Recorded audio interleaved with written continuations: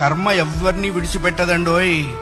ఒకవేళ భగవంతుడైనా కాస్త ఎక్స్క్యూజ్ చేస్తాడు, కొంచెం కన్సెషన్ ఇస్తాడు, కొంచెం ఎగ్జంప్షన్ ఇస్తాడు. కర్మ చస్తే ఇవ్వదు. 1000 ఆవులు 1000 దూడలు ఉన్నాయి.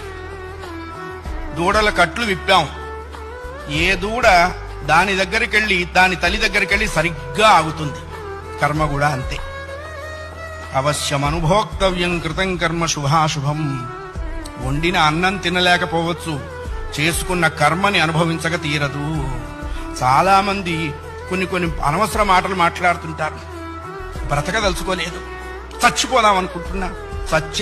చావునేటువంటిది ఏదో ఏటీఎం కార్డు పెట్టంగానే డబ్బులు వచ్చినంత ఈజీ అనుకుంటాడు. నువ్వు అనుకోంగానే చచ్చిపోతే నువ్వు చేసిన కర్మ అంతా ఎవడు అనుభవిస్తాడు? కర్మానుభవం అనుభవించడం కోసమైనా అది